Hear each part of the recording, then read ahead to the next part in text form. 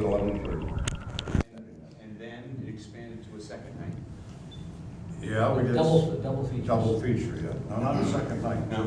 Oh, we did do some Friday nights, I Yeah. think, for a while. Thursdays and Saturdays. We did some Friday nights and A Saturdays. lot, it seems like there were a lot of them.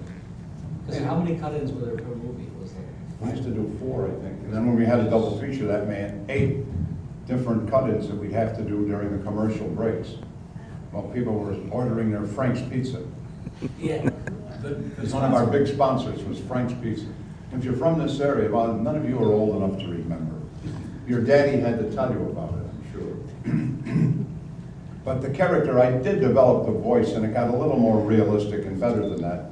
And the makeup got better. The eyebrows got larger and larger and larger. So the eyebrows that I wore then are more than the hair I have on my head. That really was my own hair that you saw there. That wasn't the tube. Yeah, sure. I really did have hair. Shall we see the eyebrows? You want to see I the have the eyebrows? eyebrows. The eyebrows. I have the eyebrows. Nice lead-in. You'll see how the eyebrows have changed.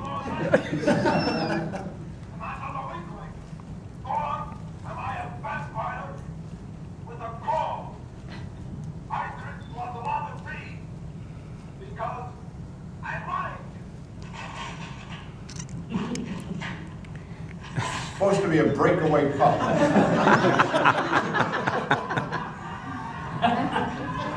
We pre-broke the cup and then put duct tape inside it, so we're back together, so we can squeeze this. Squeeze it, it was all supposed to break and the blood runs all over it, but it didn't break. It's a shame you guys didn't have any fun with this. No. Like I said, we animated a bit.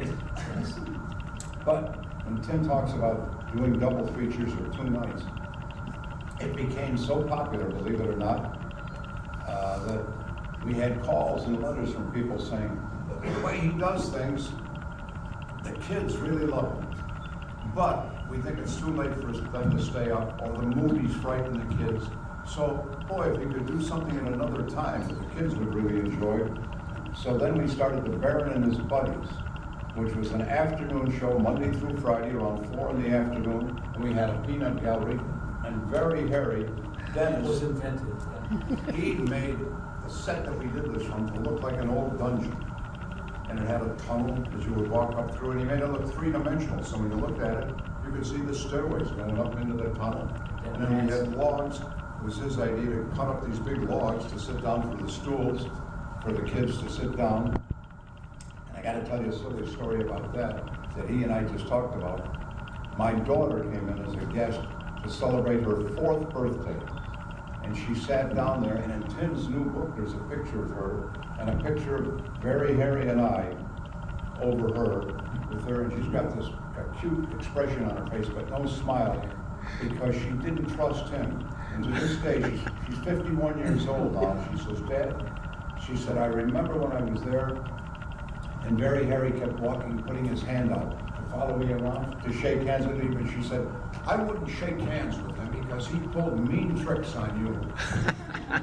Part of the bits was Darren always called Very Hairy gumble-brained and stupid and all kinds of stuff. But he was always the one that made the mistakes, so it looked like I was always, Very Hairy character was always tricky. That was part of the shtick, because I'm really not going. What kids really fell for in those days, I know my grandkids are this way now. He would sneak up on me on my right side, and I'd pretend I didn't know he was there, and the kids in the audience would go, look out, Baron, Baron! And I would turn around this way to catch him, but he wouldn't be there. Now he'd be over on this side, and I'd say, over on that side, over, and I'd turn around, and he wouldn't be there. He'd be over, and I'd gumble-brain, he'd gumble-brain. And the kids would howl. Can you imagine they laughed at that stuff? We only had 3 TV stations at the time. Well, people were starved for entertainment. Well, part of the magic was it was live. The station, they were committed to doing local live stuff. So this was considered local and live, and people In afternoon it was live. Then in the evening, on Saturday nights, we started to tape it. But every day it was live in the afternoon. I tell you funny little stories. Not so funny, it's kind of sad. But we had a set made up where I say, come on kids, we're going to shove off in a rocket ship for Transylvania. So that we had these, they called potato chip chairs, stacking plastic chairs, and we'd set it up on this riser, and the kids would sit in those chairs, and with flashing lights on and off, and moving the cameras around. At home, it looked like, wow, they're really going A someplace. studio person would lay on the opposite side of where the kids were sitting with a fire extinguisher, CO2 things, with smoke, and the cameraman would shake the camera so it looked like it was moving, and then they would go, and steam would come up. So on camera, it would look like it was moving. You heard the expression, smoke and mirrors? Yes. We didn't have the mirrors, but a lot of smoke. But kids, when they came on there live, they'd get pretty excited about it. Well, frequently on a Friday, guys wanted to get out a little bit early. So the program ended, and we ushered the kids out, and they said, okay, let's get out of here. Well, then on Monday afternoon, when the kids came in, and these were like little plastic bucket seats, a little girl with this cute little dress on sat down in one of these bucket seats and went, oh, It's wet. oh, it's wet. Some kid the Friday before had gotten so excited they wet their pants in the chair. Jesus. And our crew was in a hurry to get out, so they didn't check the chair. So this little girl came in on Monday and sat right down and swamped kids at urine. That wasn't too nice for us. It's funny, if you look at the pictures from that set, some of the kids really got it. They were supposed to act like they were taking off in space. Oh, yeah. And so these kids would be like, and then some kids didn't really get it, and they just felt the way that the flight was going on, they'd sit there going, They told me we were gonna go somewhere. Because it was live, sometimes you could hear the kids say, this isn't a rocket ship, it's not moving. You can hear it in the background, and laugh over us. And the movies we had, the shows, had nothing to do with Transylvania Oh, or Flash anything. Gordon was- We had Mac and Meyer for Hire, I remember at one time. And then we had old serials of Buck Rogers and Flash Gordon with Buster Crabbe was the guy. He was the original Tarzan in the movies. He was the second Tarzan. Elmo Lincoln was the first, and then Buster Crabbe was second. But he was also Buck Rogers and Flash Gordon. And we would run these old grainy serials. Had nothing to do with Transylvania. That was the excuse for the rocket ship. Yeah, then we went from the rocket ship to we decided we have a time machine. Yes. So I would get in this time machine and all these kids would crowd in there with me. And we'd do some flashing lights and things, and instruments would flash in the time machine. And then the movie would run and he'd say, okay, come on out of that big box you're in there, kids.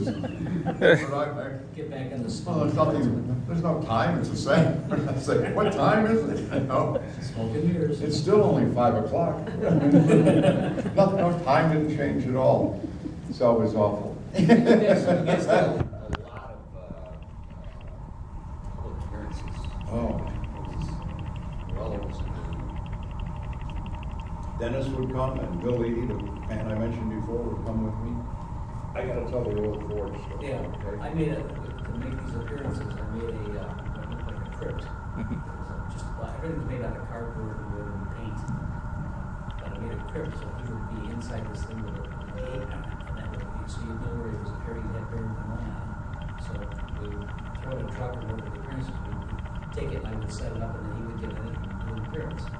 And it looked like it looked like a crypt, a cemetery crypt. Well, one of the first appearances we did was in Old Forge. Now remember, some of you have been to Old Forge, where the enchanted forest is, and all now it's the water safari where the fun never stops. But in those days, it was strictly the nursery rhyme village with all the characters about the old nursery rhymes. But for some reason, they had a western town. And part of that western town was the cemetery Boot Hill. And it was on a hill. So up at the top of the hill, we got there on Friday afternoon and we set up the crypt up there. It's a nice night.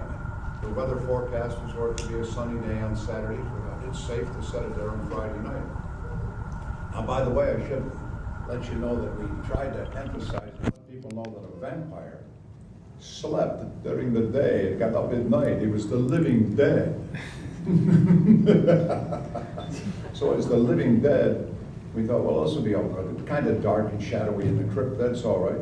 But that night, that Friday night, Bill and I, we went